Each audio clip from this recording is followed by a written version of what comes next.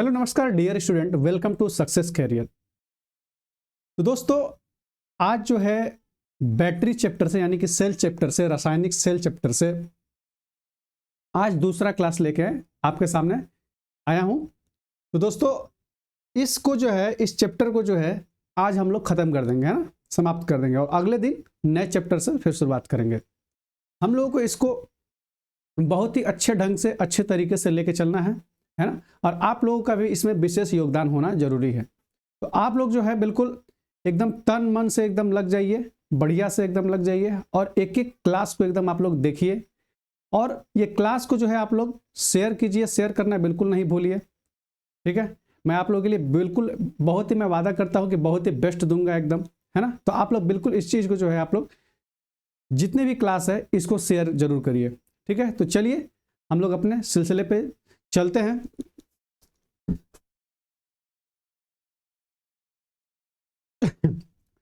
तो देखिए, चलिए पहला क्वेश्चन के साथ हम लोग शुरुआत करते हैं। देखिए, आज का जो है आप लोगों का पहला क्वेश्चन है, कुछ इस प्रकार से है। देखिए,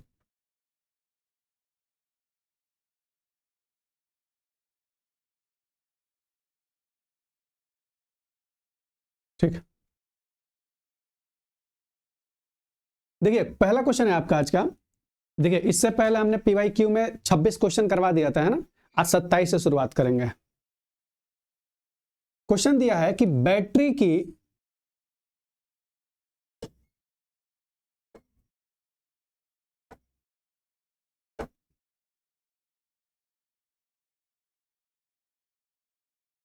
चलिए, क्वेश्चन दिया है बैटरी की एम्पियर क्षमता बढ़ाने के लिए सेल को जो है किस रूप में संयोजित किया जाता है, किस रूप में संयोजित किया जाता है। क्या बोल रहा है कि बैटरी की एम्पियर क्षमता बढ़ाने के लिए, ध्यान दीजिएगा, एम्पियर क्षमता, एम्पियर आवर, है ना।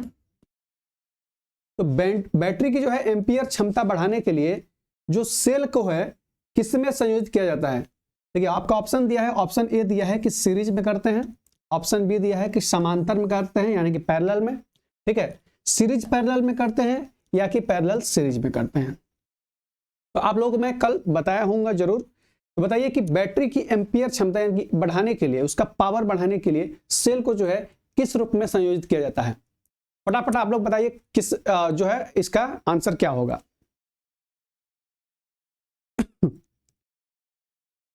तो ध्यान दीजिएगा, जो बैटरी की एम्पियर क्षमता बढ़ाने के लिए जो है सेल को जो है समांतर में जोड़ते हैं। किस चीज में? समांतर में, यानी कि पैरेलल में, समांतर में, ठीक है। जैसे मान लीजिए हम बैटरी लेते हैं, बैटरी लेते हैं, 2 बैटरी या 3 बैटरी ले लेते हैं। देखिए, ये क्या है आपका, सीरीज में जुड़ा हुआ है। ये किस चीज में जुड़ा है? सीरीज में।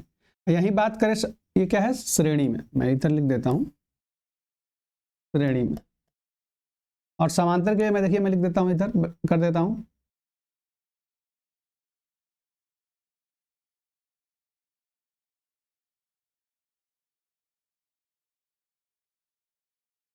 देख रहे हैं, ये आपका समांतर में जुड़ा हुआ है, ठीक है। ये पॉजिटिव, ये निगेटिव, ये पॉजिटिव, ये निगेटिव, ये पॉजिटिव और ये निगेटिव। यहाँ पे क्या है? ये पॉजिटिव और ये निगेटिव, ये पॉजिटिव, ये निगेटिव, ये पॉजिटिव और ये निगेटिव, ठीक है। तो समांतर में कुछ इस प्रकार से बैटरी को हम संयोजित करते हैं और श्रेणी में कुछ इस प्रकार से हम संयोजित करते हैं। बोल रहा है कि एम्पियर क्षमता बढ़ाने के लिए, बात कर रहा है एम्पियर यानी कि पावर को जो है बढ़ाने के लिए एम्पियर क्षमता। देखिए दोस्तों, एम्पियर क्षमता जो है हमेशा जो है समांतर में जोड़ने से होता है, ठीक है। बात कर रहा है कि अब देखिए, एम्पियर क्षमता समांतर में क्या बताया था मैंने कि वोल्टेज बराबर होता है। वोल्टेज क्या होता है? सेम होता है। पैरेलल में क्या होता है? वोल्टेज क्या होता है, यानी कि इसका विद्युत वाहक बल ईएमएफ क्या होता है? ईएमएफ क्या होता है? बराबर होता है, सेम होता है। किसमें? समांतर में सेम होता है। भाई वोल्टेज बराबर होता है, और यहाँ पे क्या बोल रहा है कि सेल को जो है किस चीज में संयोजित किया जाए कि उसका एम्पियर क्षमता बढ़ जाए। तो उसको करेंगे हम समांतर में, ठीक है, समानांतर में या समांतर में। पैरेलल में करेंगे तो क्या हो जाएगा, वो उसका एम्पियर क्षमता बढ़ जाएगा, ठीक है। चलिए आगे बढ़े। देखिए अगला क्वेश्चन है आपका, लेड एसिड सेल की तुलना में निकेल आयरन सेल की दक्षता कम होती है, क्यों कम होती है? बोल रहा है कि लेड एसिड सेल की तुलना में निकेल आयरन सेल की जो है दक्षता यानी कि एफिशिएंसी कम होती है, क्यों होती है? देखिए पहला आपका ऑप्शन दिया है, इसका विद्युत वाहक बल कम होता है, ईएमएफ क्या होता है, कम होता है, ठीक है। अगला दिया है कि इसमें कम इलेक्ट्रोलाइट प्रयुक्त होता है। अगला दिया है इसका आंतरिक प्रतिरोध उच्च होता है। और ऑप्शन डी दिया है इसकी संरचना सघन होती है। भाई यहां पे संरचना का तो कोई मतलब ही नहीं है, संरचना का कोई मतलब ही नहीं है, बात समझ में आ रहा है? यहां पे कोई संरचना का कोई मतलब नहीं है। इसका जो है क्या हो जाएगा आपका कि इसका आंतरिक प्रतिरोध क्या होता है, उच्च होता है। क्या होता है? इसका आंतरिक प्रतिरोध क्या होता है, उच्च होता है। बोले तो बैटरी में जो होता है, बैटरी में आपका यानी कि सेल में या बैटरी में उसमें जो इलेक्ट्रोड लगे होते हैं या प्लेटें लगी हुई होती हैं, उसमें जो है कुछ ना कुछ क्या होता है, आंतरिक प्रतिरोध होता है ना, प्रतिरोध होता है। तो वो आंतरिक प्रतिरोध क्या होता है, उच्च होता है। किस चीज की? लेड एसिड सेल की तुलना में निकेल आयरन सेल की जो है दक्षता कम होती है। इसलिए होती है क्योंकि इसका आंतरिक प्रतिरोध क्या होता है, उच्च होता है, हाई होता है। बात समझ में आ रही है? इस चीज को बिल्कुल आप लोग याद रखिएगा। देखिए 2 एग्जाम पूछा गया, आरआरबी गोरखपुर में भी और ये ऑर्डिनेंस फैक्ट्री में भी पूछा गया है, ठीक है ना। चलिए देखिए, शुष्क सेल में कौन सा पदार्थ विध्रुवक का कार्य करता है? विध्रुवक का कार्य करता है। बोल रहा है कि शुष्क सेल में, पहले बात ध्यान दीजिएगा, एक होता है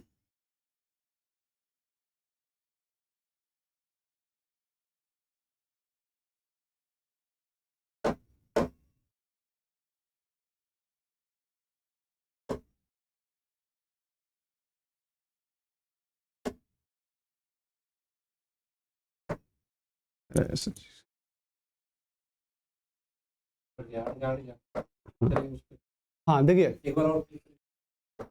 देखिए बोल रहा है क्या, शुष्क सेल। देखिए सेल जो है 2 प्रकार का होता है, एक होता है आपका प्राइमरी सेल, प्राइमरी सेल, और दूसरा क्या होता है, सेकेंडरी सेल। सेकेंडरी सेल, इसको हिंदी में कहते हैं हम प्राथमिक सेल, प्राथमिक सेल। और ये क्या है आपका, द्वितीयक सेल, द्वितीयक सेल। ध्यान दीजिएगा, प्राइमरी सेल वह सेल होता है जिसको हम, उस पे क्या होता है कि रासायनिक क्रिया होती है, यानी कि उसको हम चार्ज नहीं कर सकते हैं। क्या कर सकते, उसको चार्ज हम नहीं कर सकते हैं, यानी कि ये चार्ज नहीं कर सकते हैं या आवेशित नहीं कर सकते हैं, आवेशित नहीं कर सकते हैं, है ना। मतलब कि ये क्या होती है, इसको जो है हम आवेशित नहीं कर सकते हैं, चार्ज नहीं कर सकते हैं, यानी कि इसको बस केवल एक बार यूज कर सकते हैं। इस चीज को, इस बैटरी को, यानी कि प्राथमिक सेल को जो है हम एक बार यूज कर सकते हैं। एक बार बोले तो उसको जब एक बार यूज कर लिए, सोचे कि फिर जब खत्म हो जाए तो फिर दोबारा हम उसको यूज कर ले तो नहीं हो पाएगा, ठीक है ना। तो बस हमको इसको हम एक बार यूज कर सकते हैं, नॉट रिचार्जेबल, नॉट रिचार्जेबल,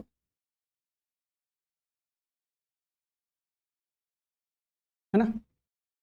अब देखिए वही बात करें द्वितीयक सेल में, तो द्वितीयक सेल में जो है ये क्या है, ये क्या है आपका, रिचार्जेबल, यानी कि इसको दोबारा हम चार्ज कर सकते हैं। एक बार खत्म हो जाए तो उसको हम दोबारा चार्ज कर सकते हैं। इसको क्या कर सकते हैं, चार्ज या आवेशित कर सकते हैं, है ना, कर सकते हैं या करते भी हैं, है ना, कर सकते हैं, यानी कि ये क्या है, रिचार्जेबल है।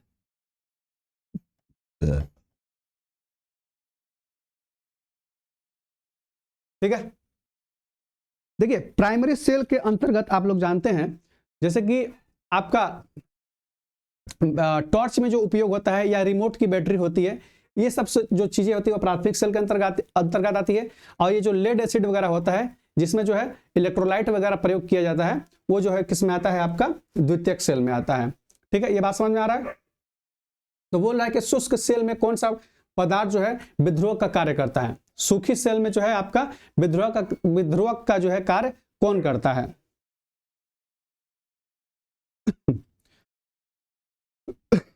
ध्यान दीजिए, अब ध्यान दीजिएगा कि विध्रुवक का जो कार्य करता है वो मैग्नीज डाइऑक्साइड करता है। कौन करता है, मैग्नीज डाइऑक्साइड। अब देखिए, अब ये मैग्नीज डाइऑक्साइड जो है ये किसके अंतर्गत आता है, कौन से सेल में, तो प्राथमिक सेल में आता है ना, प्राथमिक सेल में आता है। इसमें सेल कौन सा सेल में आता है, आपका प्राथमिक सेल के अंतर्गत आता है। ये जो चैप्टर है सेल का, इसके बारे में विस्तृत अगर पढ़ना है आप लोगों को तो उसके लिए जो है थ्योरी का क्लास जरूर देखिएगा। इसके जैसे ही PYQ समाप्त होगा उसमें आपको एक एक चीज करके जो है बताया जाएगा। ठीक है, अभी जो बस केवल क्वेश्चन पे ध्यान दीजिए, थोड़ा बहुत जो है इसके बारे में जानना हो तो मैं उतना मैं बता सकता हूं। ठीक है ना, बाकी जो है आगे आपको दिया जाएगा। चलिए आगे बढ़े हम लोग। देखिए 30 नंबर क्वेश्चन है कि वोल्टाइक अथवा लेक्लांसी सेल या लेक्लांसे सेल में पॉजिटिव इलेक्ट्रोड के चारों ओर हाइड्रोजन आयंस का एकत्र होना क्या कहलाता है। एक चीज ध्यान दीजिएगा, ये जो लेक्लांसे सेल है या डेनियल सेल है, ये सब जो सेल आते हैं ना, ये क्या होता है, प्राइमरी सेल के अंतर्गत आते हैं। किस चीज के अंतर्गत, प्राइमरी सेल। मैं PC लिख दे रहा हूं ना, प्राइमरी सेल, ध्यान दीजिएगा इसको। या डेनियल सेल हो गया या लेक्लांसे सेल हो गया या उसको हम वोल्टाइक सेल भी कहते हैं, ये प्राइमरी सेल के अंतर्गत आता है। ठीक है, अब देखिए एमलगेशन कहलाता है क्या चीज, पॉजिटिव इलेक्ट्रोड के चारों ओर जो हाइड्रोजन आयन का एकत्रित हो जाता है वो क्या कहलाता है, क्या ध्रुवाच्छादन कहलाता है, क्या आयनीकरण कहलाता है, या हाइड्रोजन कहलाता है। भाई इसमें जो है हाइड्रोजन तो बिल्कुल नहीं कहलाएगा, है ना, हाइड्रोजन तो बिल्कुल नहीं कहलाएगा। तो इसका क्या कहलाएगा, ये कहलाएगा आपका पोलराइजेशन यानी ध्रुवाच्छादन कहलाता है ना। ऑप्शन बी करेक्ट हो जाएगा। बात समझ आ रही है ना। चलिए आगे बढ़े। अब देखिए लेड एसिड सेल पुनः आवेशित किए जाने योग्य होता है क्योंकि, ध्यान दीजिएगा, लेड एसिड सेल सीसा संचायक सेल। देखिए जो मैंने बताया था कि लेड एसिड सेल, अब ये जो है किस में आता है, तो आपका सेकेंडरी सेल के अंतर्गत आता है ना। प्राइमरी एक बताया था मैंने और एक क्या, सेकेंडरी। तो सेकेंडरी सेल के, द्वितीयक सेल के अंतर्गत आता है। इसको हम पुनः आवेशित कर सकते हैं यानी कि पुनः चार्ज कर सकते हैं, पुनः चार्ज कर सकते हैं। अब कह रहा है कि ये पुनः चार्ज करने योग्य है, क्यों है, तो देखिए चलिए ऑप्शन देख लेते हैं। बोल रहा है कि इसमें तनुगंधक का अम्ल इलेक्ट्रोलाइट के रूप में प्रयोग किया जाता है। इसकी रासायनिक प्रक्रिया उत्क्रमणीय है ना, रिवर्सिबल है। यह एक तार प्रकार का सेल है और इसके इलेक्ट्रोलाइट का आपेक्षिक घनत्व उच्च होता है। अब देखिए इसमें ये तो बात सही है कि इसमें तनुगंधक अम्ल यानी कि H2SO4 है ना, इलेक्ट्रोलाइट के रूप में प्रयोग किया जाता है, ये बिल्कुल बात सही है ना। लेड एसिड सेल में जो है H2SO4 का गंधक का अम्ल जो है हम लोग प्रयोग करते हैं इलेक्ट्रोलाइट के रूप में। और इलेक्ट्रोलाइट के रूप में केवल यही नहीं बल्कि इसके साथ जो है H2SO4 के साथ डिस्टिल वाटर भी हम डालते हैं इसमें। इसका हमने कल रेशियो भी बताया था, कितना रेशियो था, 1:3 था, 1:3 है ना, 1 क्या बताया था मैंने, 3 बताया था। बात समझ में आ रही है ना। चलिए तो 31 का जो है आप लोगों का आंसर क्या हो जाएगा, 31 का क्या हो जाएगा कि भाई इसकी रासायनिक प्रक्रिया उत्क्रमणीय होती है। भाई इसमें क्या कर रहा है कि केवल गंधक अम्ल का इलेक्ट्रोलाइट बनाने के नहीं, इसमें डिस्टिल वाटर भी डाला जाता है, यूज किया जाता है ना। तो इसकी रासायनिक प्रक्रिया उत्क्रमणीय है, रिवर्सिबल है कि नहीं। भाई कहने का मतलब है, पहले तो इसका ऑप्शन बी करेक्ट कर लीजिए। अब बोल रहा है कि इसकी रासायनिक प्रक्रिया उत्क्रमणीय है, रिवर्सिबल है, मतलब कि एक बार प्रक्रिया हो गई, एक बार क्रिया हो गई। भाई जब हम इसको चार्ज करते हैं, जब चार्ज करते हैं तो अभिक्रिया होती है, रिएक्शन होता है, तो रिएक्शन होता है तो वो चार्ज हो जाता है। अब फिर जब हम इसको डिस्चार्ज करते हैं यानी कि इसमें कोई लोड लगा देते हैं, यूज करते हैं बैटरी को किसी उपकरण के साथ, तो वो कहते हैं कि फिर क्या होता है, वो खत्म होने लगता है यानी कि वो समाप्त हो जाता है। तो ये क्या है, रिवर्सिबल है। जैसे ही मतलब कि उसको एक तो पहले उसको हम चार्ज किए, फिर डिस्चार्ज किए, फिर दोबारा उसको चार्ज किए, उसी का मतलब क्या होता है, उत्क्रमणीय होता है। बात समझ में आ रही है। तो लेड एसिड जो है पुनः आवेशित किए जाने योग्य होता है क्योंकि इसकी रासायनिक प्रक्रिया उत्क्रमणीय होती है। बात समझ में आ रही है ना? चलिए आगे बढ़े। अब ध्यान दीजिए, बोल रहा है कि एक 144 एम्पियर आवर, एक जो है 144 ampere hour battery 8 ampere current लगभग कितने घंटों तक प्रदान कर सकती है? 144 ampere hour battery 8 ampere current लगभग कितने घंटों तक प्रदान कर सकती है? बिल्कुल आसान ये क्वेश्चन है, कोई दिक्कत नहीं है। आप लोग जानते हैं कि एम्पियर आवर जो है, एम्पियर आवर बैटरी का जो है हम लोग पावर ऐसे मापते हैं ना, जाके देखते हैं कि भाई कितने एम्पियर आवर का बैटरी लेते हैं मार्केट में। तो एम्पियर आवर बराबर, आप बताइए कि जो एम्पियर कितना बोल रहा है कि 144 एम्पियर आवर, भाई इसका मान जो दे दिया है 144, ठीक है।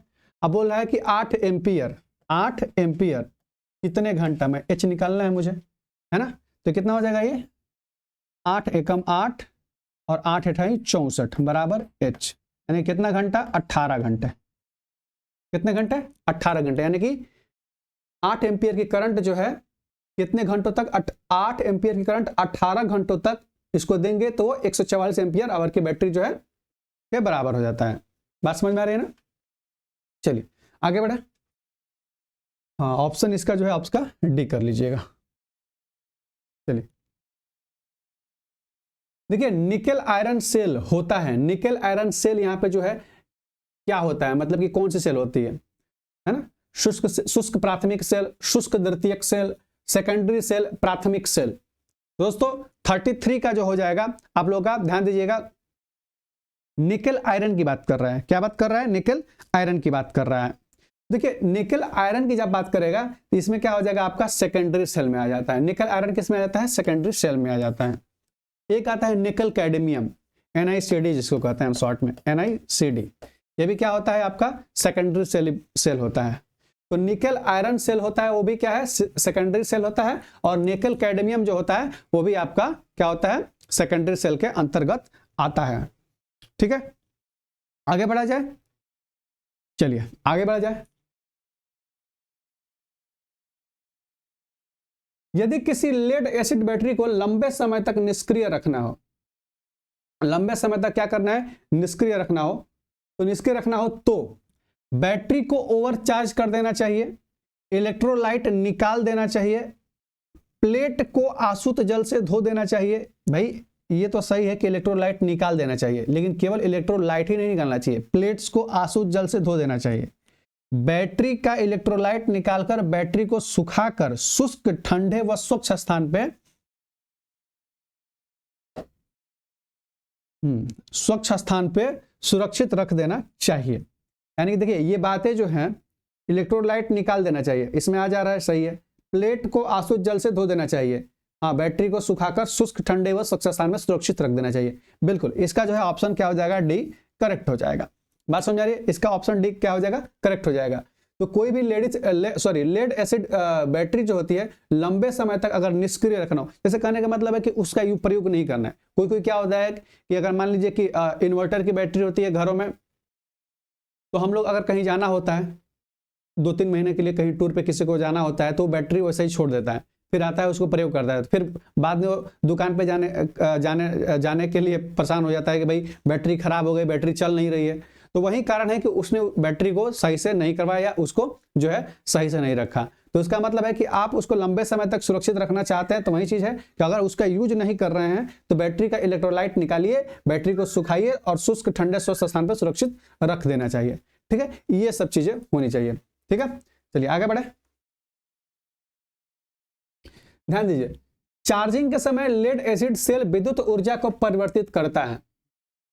जब चार्जिंग होती है, बैटरी को चार्ज में लगाया जाता है, तो उसमें हम विद्युत ऊर्जा देते हैं, है ना।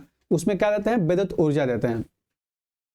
या मोबाइल की बैटरी हो, उसमें चार्जर एक प्रकार का क्या है, मिनी इन्वर्टर समझ लीजिए, क्योंकि वो चार्जर है, वो चार्ज कर रहा है। ठीक है, और वैसे ही इन्वर्टर भी चार्ज करता है, इन्वर्टर की जो बैटरी होता है उसको चार्ज करता है इन्वर्टर, है। अब क्या कर रहा है, उसमें क्या होती है, तो भाई हम दे रहे हैं क्या, विद्युत ऊर्जा। अब विद्युत ऊर्जा जो है, सेल विद्युत ऊर्जा को किस में परिवर्तित करता है, वो रासायनिक ऊर्जा में करता है ना, रासायनिक ऊर्जा में करता है। उसमें क्या होती है, अभिक्रिया होती है। चलिए आगे बढ़ा।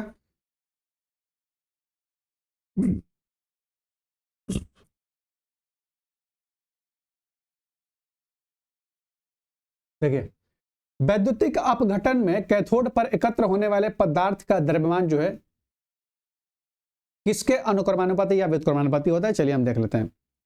बोल रहा है कि वैद्युतिक अपघटन में कैथोड पर एकत्र होने वाले पदार्थ का द्रव्यमान वोल्टेज के अनुक्रमानुपाती होता है, केवल समय के अनुक्रमानुपाती होता है, केवल करंट के अनुक्रमानुपाती होता है, या करंट के परिणाम आईटी और विद्युत रासायनिक तुल्यांक के गुणनफल के अनुक्रमानुपाती होता है। तो ध्यान दीजिएगा, मैं एक बताया था M बराबर ZIT, है ना, M बराबर ZIT। तो करंट के परिणाम IT और विद्युत रासायनिक तुल्यांक के गुणनफल के अनुक्रमानुपाती होता है। क्या होता है आपका, वैद्युत अपघटन में कैथोड पर एकत्र होने वाले पदार्थ, तो कैथोड पर एकत्र होने वाले पदार्थ है M। अब क्या होता है कि विद्युत रासायनिक तुल्यांक, ये Z क्या है, विद्युत रासायनिक तुल्यांक के गुणनफल के क्या होता है, अनुक्रमानुपाती होता है। भाई IT जो है, ये IT देख रहे हैं ना, अब इसका ये गुणनफल है, और IT को हम क्या कहते हैं, आप लोग बताया था मैंने, IT क्या है आपका, Q है, चार्ज है, आवेश है ना। तो क्या है आपका Z जो है IT के गुणनफल का क्या है आपका अनुक्रमानुपाती है। करंट जो है, करंट के परिणाम सॉरी ध्यान दीजिएगा, करंट के परिणाम, करंट है ना यहाँ पे I, और विद्युत रासायनिक तुल्यांक के गुणनफल का अनुक्रमानुपाती होता है। विद्युत रासायनिक तुल्यांक के गुणनफल के अनुक्रमानुपाती होता है। बात समझ में आ रही है ना। तो क्या हो जाएगा, इसका ऑप्शन डी करेक्ट हो जाएगा। 36 का क्या हो जाएगा आपका, डी ऑप्शन करेक्ट हो जाएगा। ठीक है, चलिए आगे बढ़ा।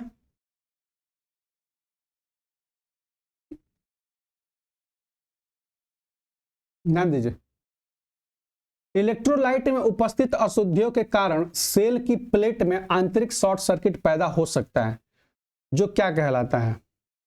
ध्यान दीजिएगा, इलेक्ट्रोलाइट में उपस्थित अशुद्धि, जब इलेक्ट्रोलाइट में अशुद्धियां जो है आ जाती हैं, या अशुद्धियां उसमें क्या होता है कहीं से आ जाती है, तो सेल की जो प्लेट में जो सेल में प्लेट रहती है ना, मैं इसको विद्युत बताऊंगा है ना तब थ्योरी क्लास में। अभी मैं समझ लीजिए कि जो सेल में जो प्लेट लगी होती है ना, तो उस प्लेट पे क्या होते हैं, अशुद्धियां आ जाती हैं, जिससे शॉर्ट सर्किट पैदा होता है। जो शॉर्ट सर्किट होता है वो अस्थानीय क्रिया कहलाता है। क्या कहलाता है, अस्थानीय क्रिया कहलाता है। इसका ऑप्शन क्या हो जाएगा, सी करेक्ट हो जाएगा। ठीक है, यानी कि पूछेगा कि इलेक्ट्रोलाइट में उपस्थित अशुद्धियों के कारण सेल की जो है प्लेट में आंतरिक शॉर्ट सर्किट जो पैदा होती है वो क्या कहलाती है, तो वो क्या कहलाती है, अस्थानीय क्रिया कहलाती है। ठीक है, आगे बढ़े। चलिए ये क्वेश्चन देखिए आप लोग, बिल्कुल ये क्वेश्चन देखिए इलेक्ट्रोलाइट की अवस्था को व्यक्त किया जाता है, इलेक्ट्रोलाइट की अवस्था को व्यक्त किया जाता है, इलेक्ट्रोलाइट की अवस्था को व्यक्त किया जाता है। तो भाई मैंने कल क्या बताया था, कल हमने क्या बताया था कि आपेक्षिक घनत्व बताया था। क्या बताया था, आपेक्षिक घनत्व। तो आपेक्षिक घनत्व जो है आपको हाइड्रोमीटर का प्रयोग किया जाता है आप मापने में, है ना, हाइड्रोमीटर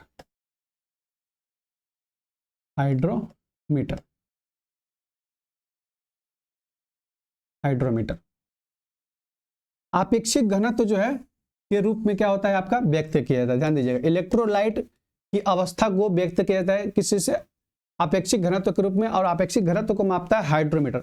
और आपेक्षिक घनत्व जो है उसका मान बताता है कि बैटरी चार्ज है, डिस्चार्ज है ना, उससे भी हम पता कर सकते हैं वो चार्ज है कि नहीं, डिस्चार्ज है कि चार्ज है ना। तो देखिए आपेक्षिक घनत्व जो होता है उसका जो है 1.250 से लेकर के 1.800 इतने के बीच होता है ना, 1.250 1.800 1.25 से लेकर के 1.800 ये क्या होता है आपका, इसके बीच होता है।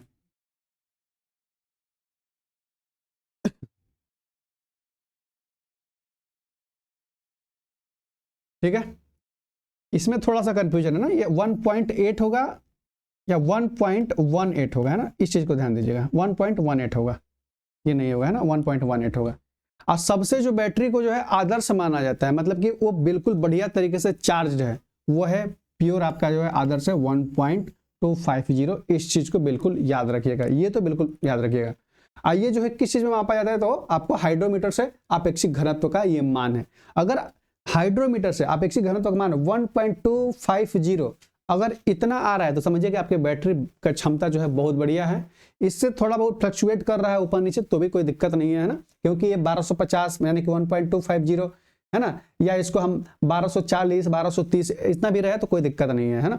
अब देखिए, अब जब हम लोग पढ़ते हैं तो यहाँ पे पॉइंट का ध्यान देते हैं, लेकिन जब हम इसको यूज में करते हैं, जब हम प्रयोग करते हैं क्यों, तो वहां पे हम इसको पॉइंट नहीं लेते हैं, बल्कि हम लोग एक आम भाषा में बोलते हैं कि 1250 है, 1230 है, 1240 है ना। जब इसको पढ़ते हैं तब हम इसको 1.250 लेते हैं, ठीक है ना। चलिए आगे बढ़े। अब देखिए, प्राथमिक सेल में पैदा होने वाले स्थानीय क्रिया दोष दूर किया जा सकता है। बोल रहा है कि प्राइमरी सेल में जो पैदा होने वाले स्थानीय क्रिया दोष, अभी बताया ना स्थानीय क्रिया दोष, स्थानीय क्रिया दोष प्राथमिक सेल में पैदा होने वाले स्थानीय क्रिया दोष, क्यों कैसा होता है स्थानीय क्रिया दोष, किसे कहते हैं स्थानीय क्रिया दोष। तो जो सेल होता है, सेल में अशुद्धियां आ जाती हैं, है ना, अशुद्धियां आ जाती हैं, उसी अशुद्धियां को हम लोग क्या कहते हैं, स्थानीय क्रिया। अशुद्धियां की वजह से जो शॉर्ट सर्किट हो जाता है उसमें, वही क्या कहलाती है, स्थानीय क्रिया दोष कहलाती है, ठीक है ना। अब इसको कहते हैं, इस दोष को कैसे दूर किया जाएगा, इसको कैसे दूर किया जा सकता है, तो ध्यान दीजिए, सेल को आवेशित करके, बोल रहा है कि सेल को आवेशित करके, भाई सेल को चार्ज कर देंगे तो वो नहीं दूर हो पाएगा, है ना। अब बोल रहा है कि सेल को केवल अल्प समय के लिए प्रयोग करके जस्ता इलेक्ट्रोड पर पारे की परत चढ़ाकर किसी भी विधि में नहीं। ध्यान दीजिएगा, सेल को आवेशित करके तो हम बिल्कुल नहीं कर सकते हैं। क्या सेल आवेशित होगा, यानी कि सेल को चार्ज करेंगे तो क्या अशुद्धियां खत्म हो जाएगी, बिल्कुल भी नहीं खत्म होगी। सेल को केवल अल्प समय के लिए प्रयोग करके, भाई ये क्या बात हुई कि सेल को कम समय के लिए प्रयोग कीजिए, ये भी गलत हो जाएगा। हाँ, एक चीज है कि जस्ता जो है इलेक्ट्रोड पर, जस्ता इलेक्ट्रोड पर, यानी देखिए जस्ता इलेक्ट्रोड पर पारे की परत चढ़ा करके, पारे की जो है परत चढ़ा करके, Hg है ना, पारे की परत चढ़ा करके जो है क्या करते हैं, उसका हम स्थानीय क्रिया दोष को दूर किया जा सकता है, ठीक है ना। आगे बढ़े, इसको ऑप्शन सी कर लीजिएगा। चलिए नेक्स्ट क्वेश्चन है, द्वितीयक सेल सेकेंडरी सेल का मुख्य लाभ है कि, क्या लाभ है भाई, इसे सचल वैद्युतिक स्रोत के रूप में प्रयोग किया जा सकता है, इसे पुनः आवेशित किया जा सकता है, इसका मूल्य कम होता है, इसका आकार छोटा होता है। तो भाई द्वितीयक सेल में मैंने बताया था, सेकेंडरी सेल में क्या होता है कि इसको हम दोबारा चार्ज कर सकते हैं ना। प्राइमरी सेल में तो ऐसा सुविधा है नहीं कि उसको हम चार्ज कर सकते हैं, एक बार यूज करिए खत्म हो गया, पावर खत्म, तो वो फेंकना ही पड़ता है। लेकिन सेकेंडरी सेल जो होता है उसको हम पुनः आवेशित कर सकते हैं, यानी कि दोबारा से उसको हम रिचार्ज कर सकते हैं, है कि नहीं। यानी कि इसका ऑप्शन क्या हो जाएगा, बी करेक्ट हो जाएगा, ऑप्शन बी करेक्ट हो जाएगा, इसे पुनः आवेशित किया जा सकता है। आगे बढ़े, चलिए अब ध्यान दीजिए, निम्न प्रक्रिया में गैसिंग संपन्न होती है। अब देखिए कौन सी प्रक्रिया में गैसिंग जो है संपन्न होती है, गैसिंग संपन्न होती है। तो शुष्क सेल की डिस्चार्जिंग प्रक्रिया में, लेड एसिड सेल की डिस्चार्जिंग प्रक्रिया में, लेड एसिड सेल की चार्जिंग प्रक्रिया में, उपरोक्त में से कोई नहीं। दोस्तों गैसिंग प्रक्रिया जो होती है, आप लोग बताइए कौन सा सही होगा, इसका गैसिंग प्रक्रिया बताइए कौन सा सही होगा। तो ध्यान दीजिएगा, जो गैसिंग प्रक्रिया होती है ये आपका जो होता है, जो शुष्क सेल होता है उसकी डिस्चार्जिंग के लिए होता है। क्या होता है, डिस्चार्जिंग के लिए होता है। क्या होता है, डिस्चार्जिंग के लिए।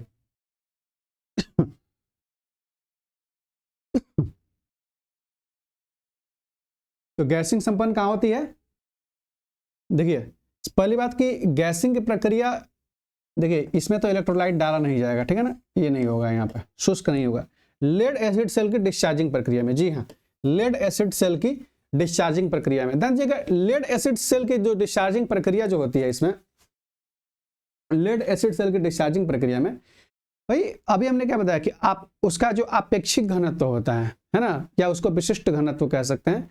तो उसका जो विशिष्ट घनत्व या अपेक्षिक घनत्व जो है, उसमें क्या होता है कि जब बैटरी जैसे ही बैटरी डिस्चार्ज होती है तो उसका मान जो है कम होने लगता है। मान कितना कम, अभी मैंने बताया था पीछे कि 1.18 इससे भी कम होने लगता है या इसके नियर अबाउट चला जाता है। भाई हमने तो बताया कि उच्च क्या होता है, बढ़िया रहेगा, उसके लिए कितना मान होना चाहिए, 1250 होना चाहिए, है ना, यानी कि 1.250 होना चाहिए। लेकिन इतना होने लगता है तो जब वो डिस्चार्जिंग की क्रिया होती है तो वही जो है गैसिंग, उसी को कहते हैं हम गैसिंग कहते हैं। यानी कि लेड एसिड सेल की डिस्चार्जिंग प्रक्रिया में क्या होती है, गैसिंग संपन्न होती है। क्या होती है, गैसिंग संपन्न होती है। बात समझ में आ रही है ना। चलिए आगे बढ़े। और एक चीज है, देखिए इसमें एक चीज मैं बता दूं, ये जो गैसिंग की जो क्रिया है, आप लोग थोड़ा सोचिएगा कि ये 1250 से क्यों इतना ये कम होने लगता है। तो ध्यान दीजिएगा, जो हमारा H2SO4 इसमें जो होता है, H2SO4 इसमें जो H2SO4 होता है ना, तनु गंधक अम्ल होता है, ये गंधक अम्ल है ना, गंधक अम्ल। इसमें जो गंधक अम्ल होता है, ये क्या होता है कि इसमें इसमें जो है डिस्टिल वाटर भी मिला होता है, क्योंकि वो इलेक्ट्रोलाइट इसमें भरा जाता है। ऐसे जो है आपका बैटरी जो होता है लेड एसिड सेल में इलेक्ट्रोलाइट भरा जाता है, तो H2SO4 प्लस इलेक्ट्रोलाइट इलेक्ट्रोलाइट नहीं होता है, डिस्टिल वाटर होता है, डिस्टिल वाटर होता है, DM वाटर कहते हैं इसको। तो भाई डिस्टिल वाटर और H2SO4 दोनों मिलकर क्या बनाता है, इलेक्ट्रोलाइट बनाता है ना, इलेक्ट्रोलाइट होता है।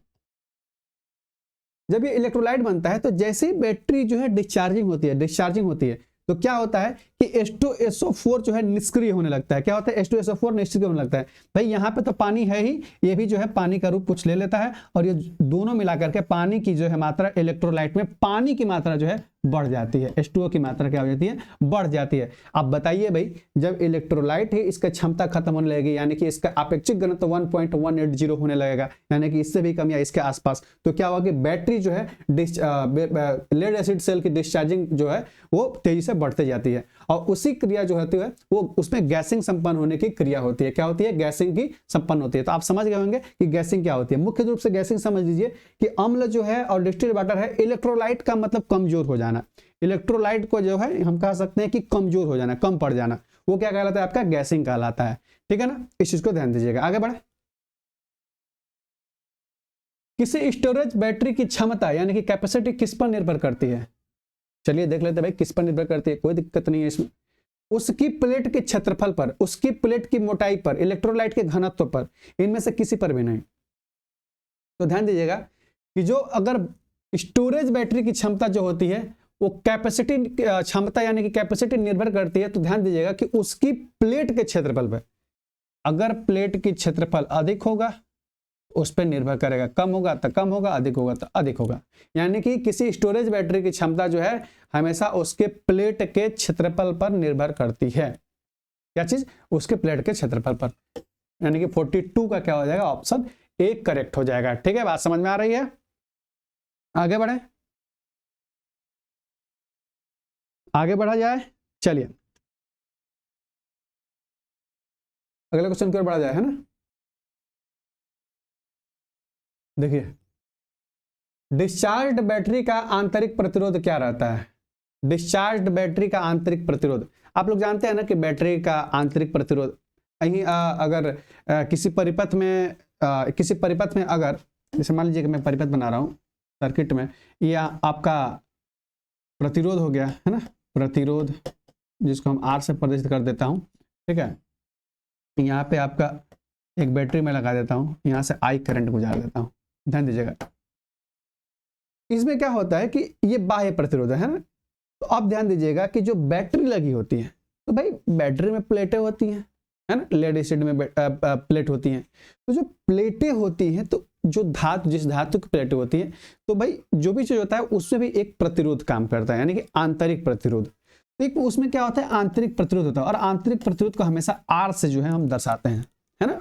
यानी कि बैटरी में जो आपको विद्युत वाहक बल यानी कि EMF दे रहा है ना, उसका जो है उसमें जो है आंतरिक प्रतिरोध होता है, जिसको हम R से प्रदर्शित करते हैं। बात समझ आ रही है। अब देखिए, डिस्चार्ज बैटरी का आंतरिक प्रतिरोध जो है, अगर कोई बैटरी डिस्चार्ज हो गई है, डिस्चार्ज है, तो उसका जो है आंतरिक प्रतिरोध यानी कि क्या हो गया, हाई हो गया है। भाई प्रतिरोध अधिक होगा तो सीधी सी बात है, जब मान लीजिए कि रास्ते में अवरुद्ध उत्पन्न होगा, तो बात समझिए एक चीज कि अगर करंट बह रहा है उसमें अवरोध उत्पन्न करेंगे तो करंट धीमा हो जाएगा या कम हो जाएगा। तो वही चीज है कि करंट नहीं देगा, पावर नहीं रहेगा, यानी कि बैटरी डिस्चार्ज रहेगा, तो प्रतिरोध तो सीधी सी बात है कि बढ़ जाता है। प्रतिरोध क्या हो जाता है? हाई हो जाता है। तो ऑप्शन सी इसका करेक्ट हो जाएगा। क्या हो जाएगा? ऑप्शन सी करेक्ट हो जाएगा। ध्यान दीजिएगा, बहुत ही बढ़िया से, बहुत ही बेहतरीन तरीके से आप लोग लगे रहिए, ठीक है ना। चलिए आगे बढ़ा जाए। चलिए 44 नंबर के क्वेश्चन पे हम आगे बढ़ते हैं एकदम फटाफट। देखिए आज मैं आप लोगों के 44 क्वेश्चन लेके आया हूं, है ना। 44 क्वेश्चन टोटल है आज। हाँ, कल 26 कराया था, ये 44, लगभग 70 क्वेश्चन जो है आप लोगों को इस चैप्टर से मैं करा रहा हूँ। तो आप लोग जो है बिल्कुल एक एक क्वेश्चन को भी ध्यान दिया कीजिए, है ना। और एक चीज मैं बताऊं आप लोगों को कि चलिए उसको मैं अभी थोड़ी देर में बता रहा हूँ, पहले क्वेश्चन पे आते हैं। देखिए चित्र में दर्शाए गए परिपथ का प्रभावी विद्युत वाहक बल यानी कि इलेक्ट्रोमोटिव फोर्स, है ना, इलेक्ट्रोमोटिव फोर्स ईएमएफ, ईएमएफ, है ना। ईएमएफ जो होता है यहाँ पे ई टोटल यानी कि ई टोटल है ना, ईएमएफ टोटल कितना होगा, ई टी कितना होगा। ध्यान दीजिएगा, इसमें देखिए एक बैटरी यहाँ पे लगाई गई है, एक बैटरी यहाँ पे लगाई गई है, एक बैटरी यहाँ पे, क्या है, तीनों 2-2 वोल्ट की है। या इधर भी एक बैटरी, इधर भी एक बैटरी, इधर भी एक बैटरी। यहाँ पे एक चीज थोड़ा देख रहे हैं आप लोग, ये जो बैटरी लगी है ये सीरीज में लगी है। किस चीज में लगी है? सीरीज में लगी है। और ये भी जो है सीरीज में लगी है। तो भाई 2-2-2 यानी कि कितना हो जाएगा सीरीज में? आपको पता है ना सीरीज में क्या है, डायरेक्टली जोड़ देते हैं, कोई दिक्कत नहीं ना। 2-2 4-2 6, ये कितना हो जाएगा? 6 वोल्ट हो जाएगा, है ना। एक 6 वोल्ट यहाँ, और यहाँ पे 2-2 4-2 6 वोल्ट यहाँ पे, है ना। भाई ये तो सीरीज में है, ये तो सीरीज में है, लेकिन ये आपस में क्या है? आपका समांतर में है, पैरेलल में है। जब पैरेलल में है तो आप लोग जानते हैं कि पैरेलल में यानी कि समांतर में वोल्टेज क्या होता है? सेम होता है। वोल्टेज क्या होता है? सेम होता है। वोल्टेज क्या होता है? सेम होता है। पैरेलल में क्या होता है? वोल्टेज सेम होता है, लेकिन सीरीज में सेम नहीं होता है। सीरीज में क्या होता है? सेम नहीं होता है, लेकिन पैरेलल में वोल्टेज सेम होता है।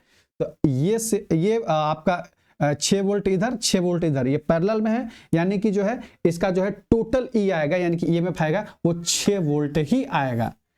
ऑप्शन कौन सा इसमें है? ए। हाँ चलिए, ए आ गया आपका 6 वोल्ट। बात समझ में आ रही है ना भाई? 2-2 4-2 6 इधर 6 इधर, यानी कि अब दोनों समांतर में है तो 6 ही वोल्ट होगा, समांतर में तो वोल्टेज बराबर होता है कि नहीं। चलिए आगे बढ़े। अब देखिए चित्र में दर्शाए गए परिपथ में किस विधि से बैटरी आवेशित की जा रही है? देखिए बैटरी जो है चार्ज की जा रही है, किस विधि से? विधि पूछ रहा है ना। देखिए यहाँ पे रियोस्टेट लगा हुआ है ना, रियोस्टेट लगा हुआ है ना। यहाँ पे आपका अमीटर लगा हुआ है, यहाँ पे 6 वोल्ट की बैटरी दी गई है ना। अब बोल रहा है कि यहाँ पे आपको किस विधि से जो है आपका बैटरी आवेशित की जा रही है, यानी कि बैटरी जो है कौन सी इसमें विधि लगाई गई है जो चार्ज की, जैसे कि स्थिर वोल्टेज चार्जिंग विधि, स्थिर करंट चार्जिंग विधि, ट्रिकल चार्जिंग विधि, बूस्ट चार्जिंग विधि। तो मैं बताया था कल ट्रिकल चार्जिंग विधि और बूस्ट चार्जिंग विधि, ठीक है ना। कल मैंने बताया था ट्रिकल चार्जिंग विधि और बूस्ट चार्जिंग विधि। तो भाई इसमें जो है आपका क्या हो रहा है कि वोल्टेज जो है स्थिर वोल्टेज चार्जिंग विधि, क्या हो जाएगा इसमें?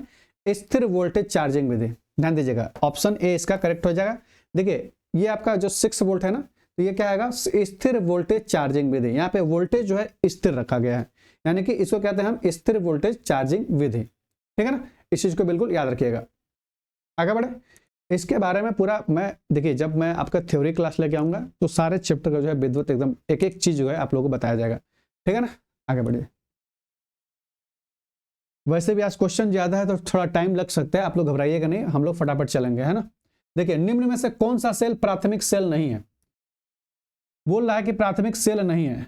देखिए डेनियल सेल में बताया कि ये प्राथमिक सेल है ना। इसको एक बार यूज करके फेंक देते हैं, फिर दोबारा इसको चार्ज वगैरह नहीं कर सकते हैं। डेनियल सेल, लेक्लांसे सेल वही है भाई, शुष्क सेल वही है ना। लेकिन लेड एसिड सेल में ऐसा कुछ नहीं है भैया, इसको हम चार्ज कर सकते हैं। तो इसमें क्या है? प्राथमिक सेल नहीं होता है, ये द्वितीयक सेल होता है, यानी कि ऑप्शन सी कर हो जाएगा। ये क्या हो जाएगा? सेकेंडरी सेल होता है, सेकेंडरी सेल, है ना, लेड एसिड सेल। आगे बढ़े, चलिए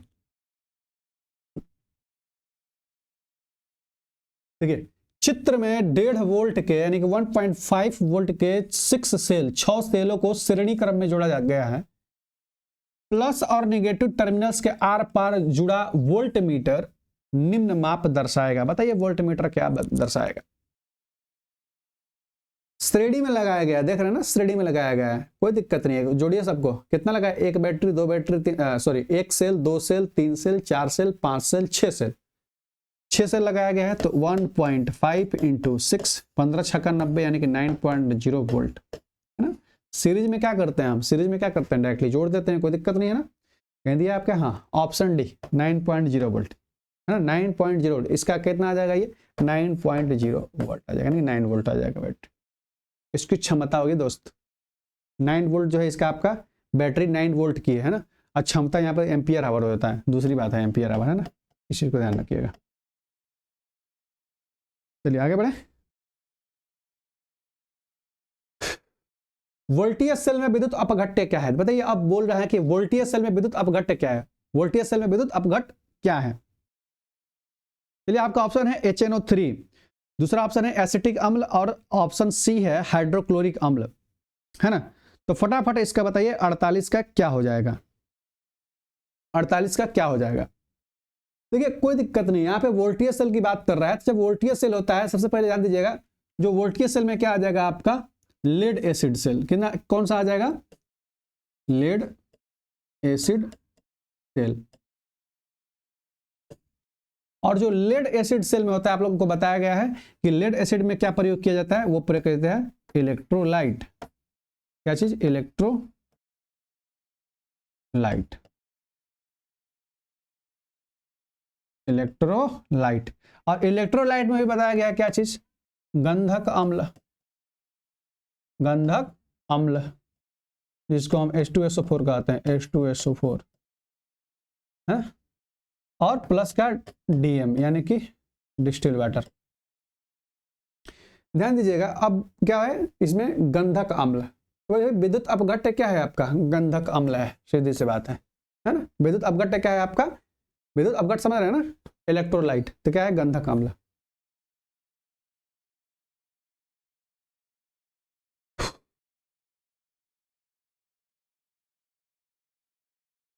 चलिए आगे बढ़ते हैं।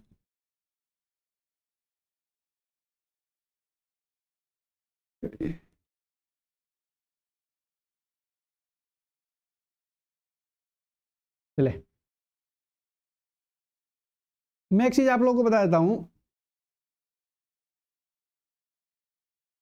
देखिए, जो सक्सेस कैरियर का जो एप्लीकेशन है, आप लोग जो है कुछ करना नहीं है, ध्यान दीजिएगा। जाइएगा ब्राउजर में, ठीक है ना, आप लोग ब्राउजर में जाइएगा और सर्च करिएगा successcarrier.classx.co.in, ठीक है। उस पे जाइएगा, मतलब ये पेज खुलेगा। इस आप लोग जाएंगे successcarrier.classx.co.in। इस पे जब जाएंगे तो ये वाला पेज खुलेगा। जैसे ये पेज खुलेगा तो आप लोग यहाँ पे सर्च करिएगा इलेक्ट्रीशियन, है ना, सर्च करिए इलेक्ट्रीशियन फिटर जो भी है। अब देखिए मैं बता रहा हूँ आपको, यहाँ पे इलेक्ट्रीशियन सर्च करिएगा। जैसे ही आप लोग नीचे स्क्रॉल करिएगा तो आप लोगों के पास देखिए, हाँ जैसे आएगा ये, आप लोग ऑल कोर्सेज पे जाइएगा। देखिए यहाँ पे ऑल कोर्सेज पे जाइएगा ना, इस वाले ऑप्शन पे। फिर आप लोग नीचे आइएगा, है ना। आप देखिए यहाँ पे फिटर ट्रेड भी है, आप लोग देख लीजिएगा। RRB फिटर ट्रेड का भी है, असिस्टेंट लोको पायलट के लिए। और आपके फिर आगे देखिएगा, यहाँ पे देखिए इलेक्ट्रीशियन जो है topic wise master test series है। क्या है? Master test series. बहुत ही इलेक्ट्रीशियन के महत्वपूर्ण प्रश्नों का संग्रह। ऐसा नहीं है केवल टेक्नीशियन के लिए है, ऐसा नहीं है कि केवल ALP के लिए, ऐसा नहीं है। ये जो है ट्रेड इलेक्ट्रीशियन का जो है आप लोगों के लिए, रेलवे ALP जो है technician, UPPCL, UPRVN, SAIL, ISRO, DRDO, वेल, NPCL, बैर और BSF में जो आपका इलेक्ट्रीशियन ट्रेड आता है, वो जो है सब कुछ इसमें दिया गया है। यानी कि इलेक्ट्रीशियन का ये समझिए कि ये क्या है? रामबाण है, बिल्कुल मास्टर टेस्ट सीरीज है। इस पर जाइएगा, बिल्कुल मैंने आप लोगों को तरीका बता दिया। और उसके बाद आप लोग चाहेंगे तो आप लोग मोबाइल पे जो है आप लोग को एंड्रॉइड फोन में देखिए गूगल प्ले स्टोर है ना, यहाँ पे जो है गूगल प्ले स्टोर में जाइएगा, आप लोग को इस प्रकार से आपका लोगो मिलेगा सक्सेस कैरियर का, है ना, विनर नेवर क्वाइट, है ना। तो जैसे ही आप लोग करेंगे, आप लोग इसको डाउनलोड कर लीजिएगा। डाउनलोड करने के बाद आप लोगों को आगे पता चल जाएगा, है ना। कोई भी आपको क्वेरी हो, कोई भी दिक्कत हो, कोई भी चीजें हो, तो आप लोग हम लोगों से जो है कॉन्टेक्ट कर लीजिए। आप देखिए आप लोग जो है नंबर दिया नीचे करिए, और हाँ देखिए ये यहाँ पे आपका नंबर दिया है ना, 9140822403, है ना। ये चीजें हैं, आप लोग करते रहिएगा। और बिल्कुल आप लोगों का एकदम बहुत ही बेहतरीन तरीके से आप लोगों को जो है टेस्ट तैयार किया गया है, मास्टर टेस्ट सीरीज बहुत बेहतरीन है ना। तो आप लोग बिल्कुल देखिए, यही मैं आप लोगों से बस यही कहूंगा कि आप लोग जो है थोड़ा बहुत से ज्यादा जो है आप लोग शेयर कीजिए, है ना। क्लास जो है आप लोग बहुत मेहनत हो रही है ना। हमारे सर हैं, फिटर वाले सर हैं, जो शादाब सर हैं, और मैं आप मुझे क्या बताना है ना, मेरा तो नाम जानते ही आप लोग। तो हम दोनों लोग बहुत मिलके भाई बहुत मेहनत कर रहे हैं ना। तो ये बस आप लोग जो है थोड़ा सा आप लोग समझिए इस चीज को। हम लोग क्रांति लाना चाहते हैं ना, आईटीआई वाले स्टूडेंट के लिए हम लोग क्रांति लाना चाहते हैं, क्योंकि भाई मैं देख रहा हूँ ऐसा, मुझे देखिए आप लोग भी ऐसा समझ रहे हैं कि आईटीआई वालों के साथ कितना नाइंसाफी हो रही है ना, बहुत ही नाइंसाफी हो रही है भाई। सरकार हो चाहे कुछ भी हो, देखिए अब हम लोग कुछ कर नहीं सकते हैं भाई, कितना करें। तो बात सीधी सी बात है कि हम लोग पढ़ाई कर सकते हैं, तो सीधी सी बात है सबसे पहले हम लोग पढ़ाई पे फोकस करते हैं। क्योंकि देखिए जब हम लोग पढ़ाई कर लेंगे, जब हमारे पास नॉलेज होगी, तो देखिए जब कोई भी वैकेंसी आएगी, है ना, जितना हो भी आए, है ना, तो उसके लिए जो है हम लोग तैयार रहेंगे बिल्कुल। उसके बाद जो है देखिए सरकार का तो पता नहीं क्या करेगा लोग, है ना। तो हमारा क्या है, हमारा कर्म है पढ़ाई करना। उसके बाद जो है आगे जैसा भी होगा हम आप लोगों के लिए बिल्कुल खड़े रहेंगे, है ना, जैसा आप लोग बताइएगा। तो आप लोग थोड़ा क्लास को बिल्कुल शेयर किया कीजिए, है ना। क्लास को जो है आप लोग देखिए, अच्छे ढंग से देखिए। अगर कोई भी चीज दिक्कत आ रही है तो आप लोग सजेस्ट भी करिए, क्योंकि हम भी जो है आप लोग यहाँ से ही हम लोग आए हैं, मैंने कि आप लोगों के स्तर से ही हम लोग आप लोगों के स्तर के, या नहीं है कि बहुत बड़ा वो चीजें हैं, लेकिन हाँ मेहनत जो है आप लोग बिल्कुल करिए। और हम भी बहुत मेहनत करते हैं, हम लोग भी बहुत मेहनत करते हैं, ठीक है ना। तो आप लोग बिल्कुल सपोर्ट करिए हम लोगों को, हम लोगों के लिए आप लोगों के लिए जो है हम लोग पूरा तहे दिल से बिल्कुल अच्छे ढंग से बिल्कुल हम लोग आप लोगों के लिए कंटेंट बहुत बढ़िया बना रहे हैं, है ना। एक एक चीज आप लोग देख ही रहे, बहुत मेहनत करते हैं हम लोग, क्लास लेके आते हैं, है ना। तो पीवाई के जो है बिल्कुल कुछ नहीं करना है, आप लोग देख ही रहे हैं, बस शेयर करिए, शेयर करके आप लोग क्लास देखिए, है ना। और आप लोग बिल्कुल सबसे बड़ी बात है कि मन से एकदम लग जाइए, क्योंकि देखिए सर नौकरी है तो सब कुछ है, नौकरी नहीं है तो कुछ भी नहीं है, ठीक है ना। इस चीज को बिल्कुल आप लोग ध्यान दीजिए, है ना, क्योंकि हर चीज है नौकरी पर टिका हुआ है। चलिए क्लास की ओर बढ़ते हैं हम लोग, बातें बहुत सारा मैं करता हूं, है ना, सॉरी इसके लिए चलिए ठीक है, क्लास की ओर आते हैं। देखिए 49 नंबर क्वेश्चन है कि जल के विद्युत विश्लेषण में ऑक्सीजन संचित होता है। जल के विद्युत विश्लेषण में ऑक्सीजन जो है संचित होता है। बताइए ऑक्सीजन कहां संचित होता है? एनोड पर होता है, कैथोड पर होता है, दोनों इलेक्ट्रोडों पर होता है, किसी पर नहीं होता है। देखिए हम बात कर लेते हैं एनोड और कैथोड, है ना, एनोड और कैथोड। ध्यान दीजिएगा, एनोड जो होता है आपका पॉजिटिव वाला होता है ना, पॉजिटिव। एनोड क्या होता है? पॉजिटिव। और कैथोड क्या होता है आपका? नेगेटिव होता है, नेगेटिव होता है ना,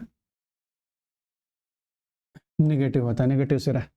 तो देखिए एनोड और कैथोड ये क्या है? बैटरी का सिरा है, बैटरी का क्या है? सिरा है ना। आपका बोल रहा है कि जल के विद्युत विश्लेषण में ऑक्सीजन जो है संचित होता है। तो बताइए ऑक्सीजन कहां संचित होता है? थोड़ा सोच के बताइए आप लोग, ऑक्सीजन कहां संचित हो सकता है ना।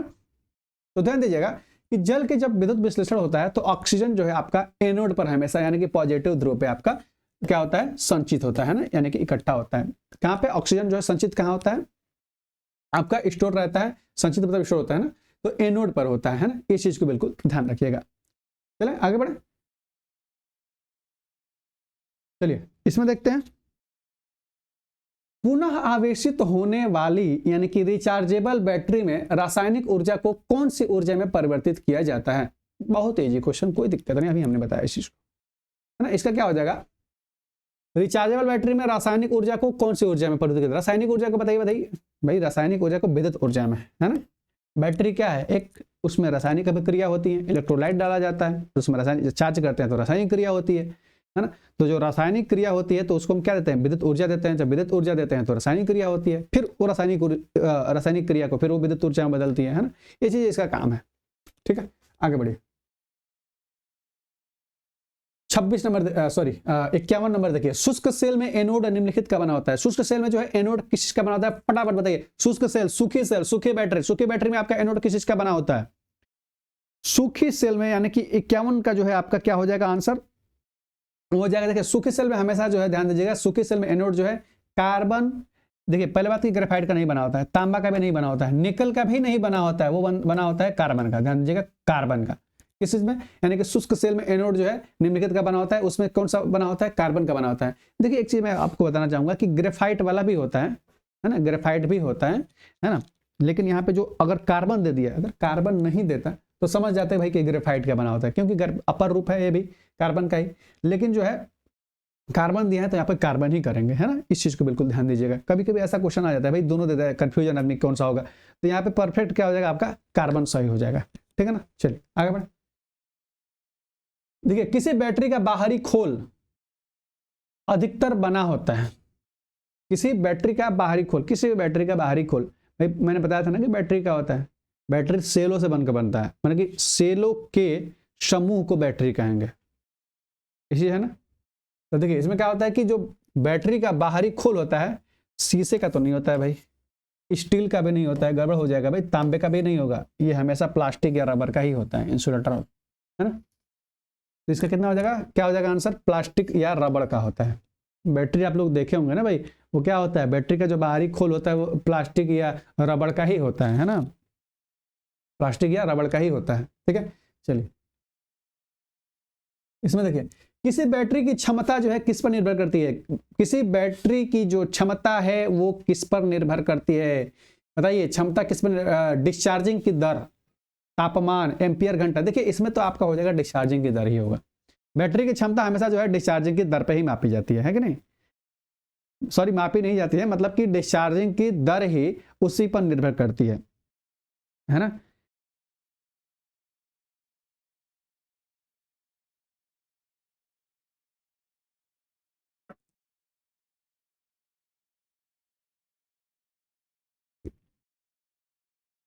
हाँ,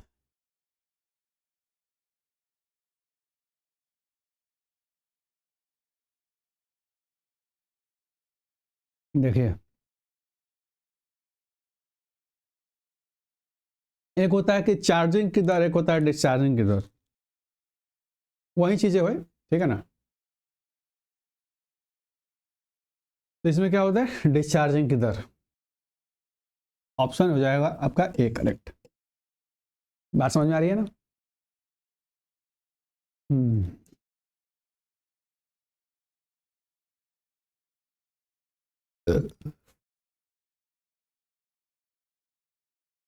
चलिए आगे बढ़े। फ्लक्चुएट कर रहा है क्या, चलिए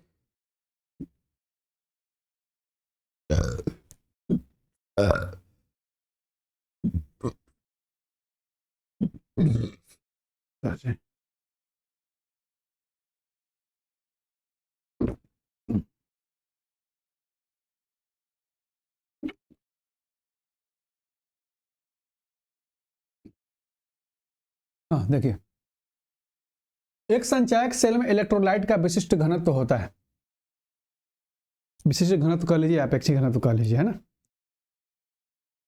हाइड्रोमीटर, सबसे पहले हाइड्रोमीटर जो है विशिष्ट घनत्व मापा जाता है हाइड्रोमीटर से, है ना। देखिए जो हाइड्रोमीटर का जो है क्या बोल रहा है इसमें, एक संचायक सेल में इलेक्ट्रोलाइट का विशिष्ट घनत्व होता है, हाँ विशिष्ट जो घनत्व होता है वो कितना होता है 1250, यानी कि 1.250 से 1.280, मैंने अभी बताया था 1280 तक, है ना।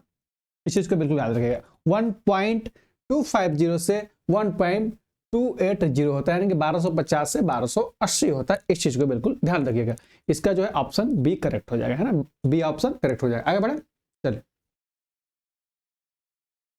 देखिए निम्नलिखित में से कौन सा स्टोरेज सेल के रूप में कार्य करता है, स्टोरेज सेल के रूप में, solar cell, dry cell, lead acid cell, इनमें से कोई नहीं। तो ध्यान दीजिएगा कि जो स्टोरेज सेल के रूप में काम करता है ना, स्टोरेज सेल के रूप में, तो वो हमेशा काम करता है सोलर सेल, याद रखिएगा सोलर सेल।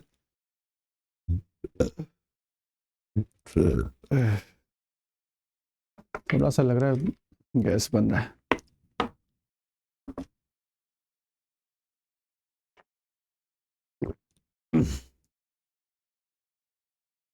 इतना क्या हो जाएगा इसका, सोलर सेल होगा, है ना। आगे बढ़े,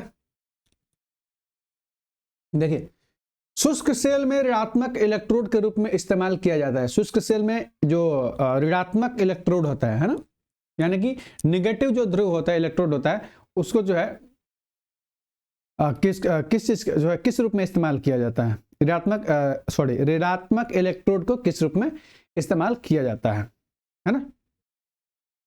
तो बताइए 56 का क्या हो जाएगा,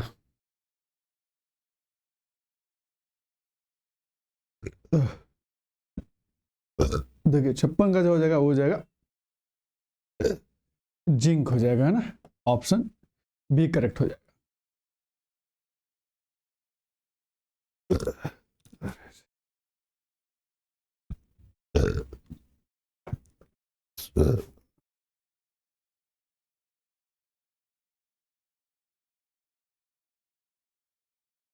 तो शुष्क सेल में ऋणात्मक इलेक्ट्रोड के रूप में जो है क्या क्या जिंक का इस्तेमाल करते हैं, किस चीज का, जिंक का इस्तेमाल करते हैं। शुष्क सेल यानी कि सूखी सेल, सूखी सेल यानी कि आपका जो रिचार्जेबल नहीं हो, है ना, जो एक बार रासायनिक क्रिया हो गई खत्म हो गई, उसको हम फिर से रिचार्ज नहीं कर सकते हैं ना, चार्ज नहीं कर सकते हैं, है ना। ये हो जाएगा आपका जो इलेक्ट्रोड, उसका ऋणात्मक इलेक्ट्रोड बना होता है जिंक का बना होता है। बात समझ आ रही है ना, ऋणात्मक इलेक्ट्रोड जिंक का बना होता है। चलिए आगे बढ़ा। लेड एसिड बैटरी का विशिष्ट घनत्व सामान्यतः किसके द्वारा, किसके मापदंड के रूप में प्रयोग किया जाता है। अब बोल रहा है कि विशिष्ट घनत्व सामान्यतः किसके मापदंड के रूप में प्रयोग किया जाता है। ऑप्शन ए दिया है जीवन प्रत्याशा, ऑप्शन बी दिया है आवेशन की स्थिति, ऑप्शन सी दिया है विसर्जन की दर, ऑप्शन डी दिया है तापक्रम। तो बताइए क्या हो जाएगा, फटाफट बताइए क्या हो जाएगा। तो जी अरे यार गैस हो गया लग रहा है।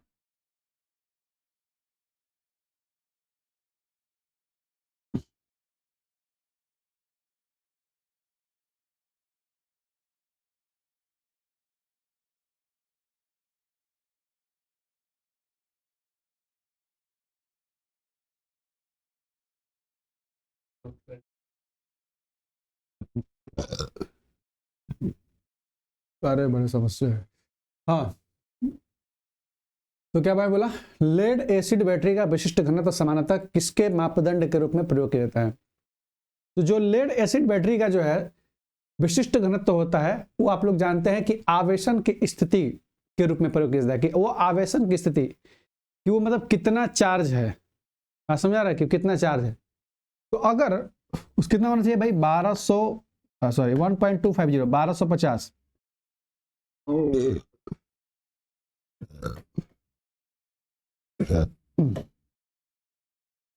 क्या नहीं 1250 से 1280 होता है ना।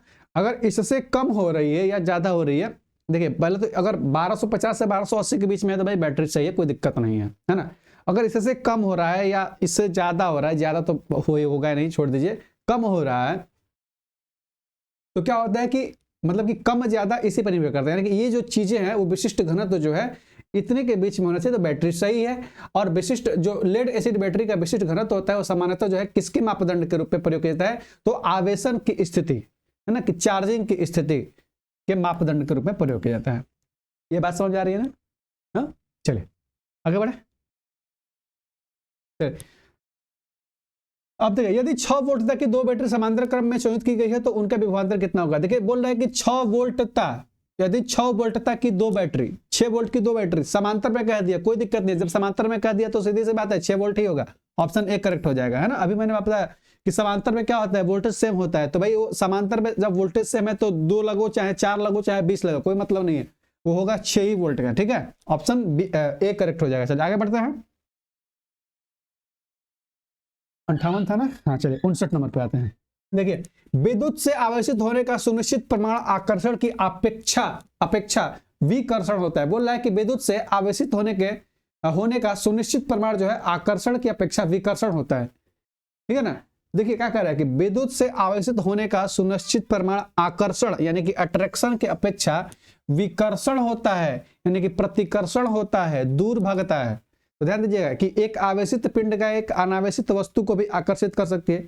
थोड़ा सा देखिए, थोड़ा सा ध्यान समझिएगा, एक आवेशित पिंड जो चार्ज हो अनावेशित पिंड को यानी वस्तु को भी आकर्षित कर सकती है। दूसरा देखते हैं कि एक आवेशित वस्तु केवल एक विपरीत आवेश से आवेशित वस्तु को ही आकर्षित कर सकती है। दो अनावेशित वस्तुएं, भाई दो अनावेशित वस्तुएं, गड़बड़ हो जाएगा भाई, दो अनावेशित, दोनों अनावेशित है, ये तो गड़बड़ होगा, ये तो गड़बड़ी होगा, कोई तो एक आंसर सही है। अब देखिए एक आवेशित वस्तु केवल विपरीत आवेश, हाँ यहां पे देखिए विपरीत आवेश, अब देखिए ध्यान, हाँ देखिए पॉजिटिव, पॉजिटिव जो है क्या करता है, प्रतिकर्षित करता है, माने कि क्या करता है आपका, अपोज करता है, अपोज करता है ना, ये कभी भी जो है क्या करता है, एक साथ नहीं रह सकते हैं, लेकिन यहाँ पे एक पॉजिटिव और एक निगेटिव रहेगा, भाई ये लोग एकदम मस्त बढ़िया से साथ रह सकते हैं। यानी कि विपरीत आवेश से एक आवेशित वस्तु केवल एक विपरीत आवेश से आवेशित वस्तु को ही आकर्षित करती है, यानी कि ऑप्शन बी इसका करेक्ट हो जाएगा, बी इसका करेक्ट हो जाएगा, 59 का बी, सही है ना। आगे बढ़ा जाए,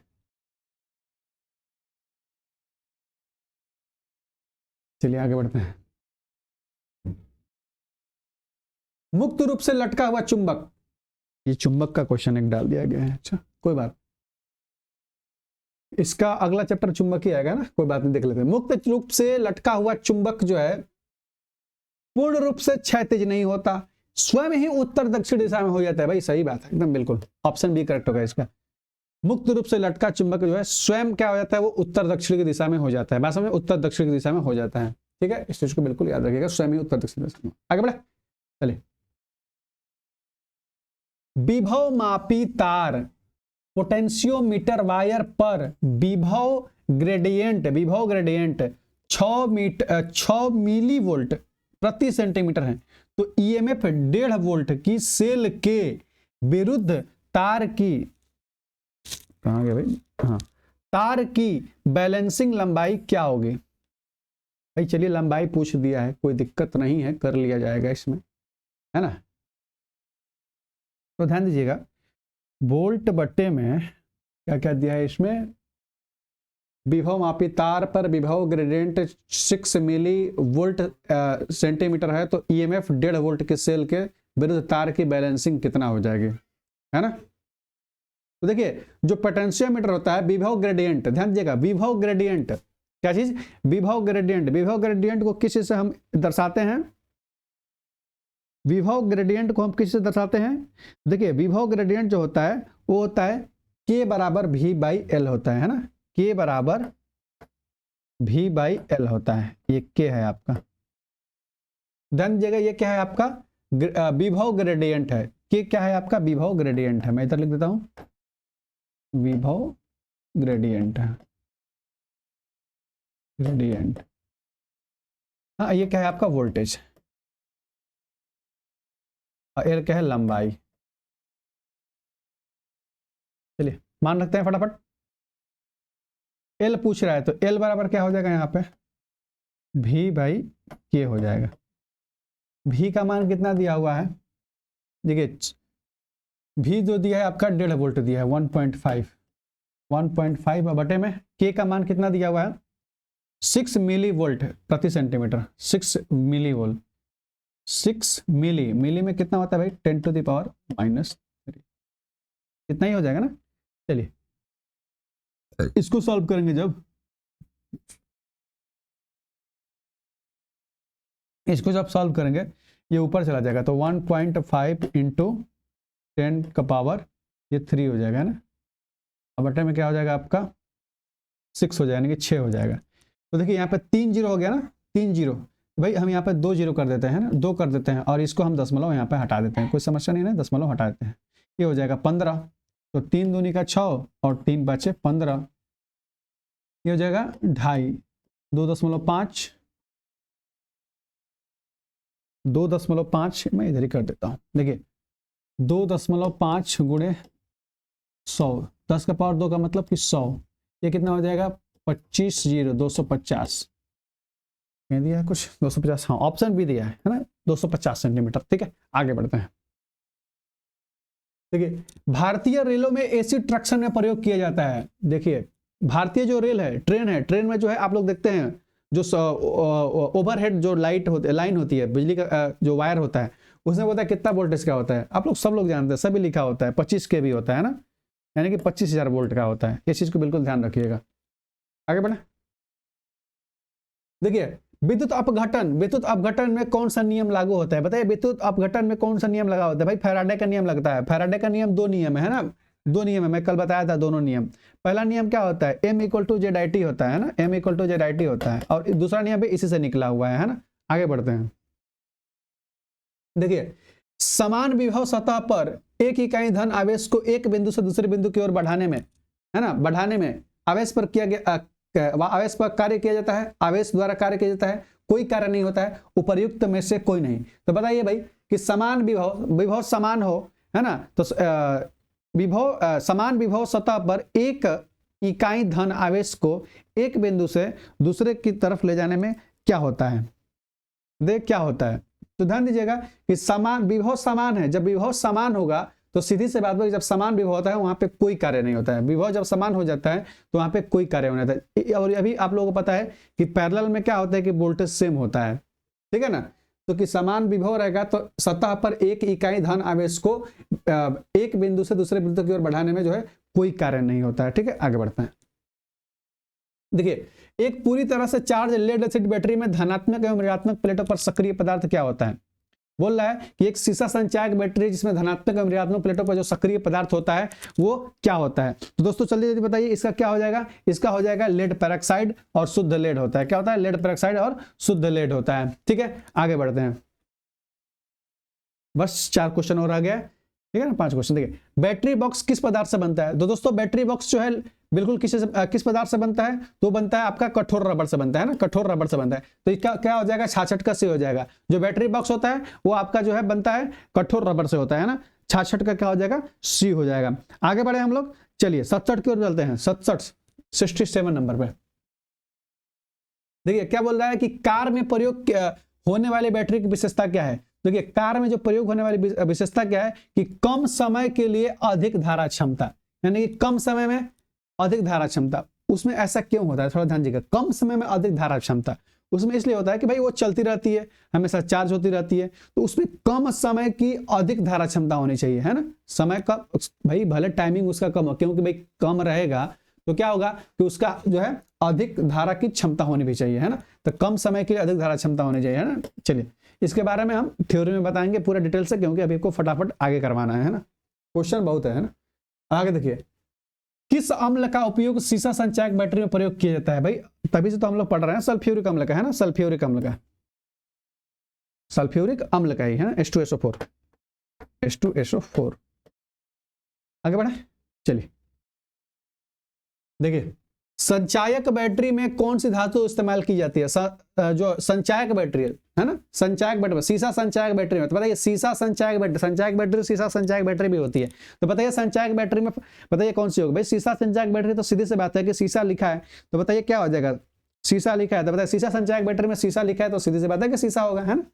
चलिए आगे बढ़े, आज का लास्ट क्वेश्चन है ना, आज का ये लास्ट क्वेश्चन है कि लेड एसिड सेल में किस तरह की ऊर्जा संचित होती है। लेड एसिड में किस तरह की जो है ऊर्जा संचित होती है, बताइए लेड एसिड में किस तरह की। भाई तभी से मैं आ रहा हूं बताते हुए, सीधी सी बात है कि जो लेड एसिड सेल होती है वो होती है, उसमें क्या होती है, कौन सी ऊर्जा होती है भाई, रासायनिक ऊर्जा होती है ना, रासायनिक ऊर्जा। भाई इलेक्ट्रोलाइट जो होता है, डिस्टिल वाटर होता है, चार्ज हो जाता है, वो क्या होता है, रासायनिक क्रियाएं होती है ना, रासायनिक क्रिया होती है। चलिए आज के लिए जो है आप लोगों का इतना क्वेश्चन हो गया, यानी कि 70 क्वेश्चन सेल चैप्टर से आप लोगों को मैं बता दिया, ठीक है। अब हम अगले दिन जो है अगले चैप्टर से मिलेंगे, यानी कि चुंबक से मिलेंगे। चुंबक वाले चैप्टर को हम इसमें कवर करेंगे। जितने भी है जो है आप लोग बिल्कुल एक एक चीज को आप लोग बिल्कुल देखिए, ध्यान दीजिए, है ना। और जो अधिक से अधिक जो है आप लोग इसको शेयर करिए, अधिक से अधिक जो है आप लोग इसको शेयर करिए। और आप लोग बिल्कुल इस चीज को आप लोग पर डे क्लास देखिए, है ना, पर डे जो है आप लोग क्लास देखिए, और बहुत ही जबरदस्त करना है इस बार, और ALP में बिल्कुल अपना झंडा गाड़ना है ना, इस चीज को ध्यान देना है। चलिए तो आज के बस इतना ही, हम अगले दिन मिलेंगे, तब तक के लिए नमस्कार, धन्यवाद।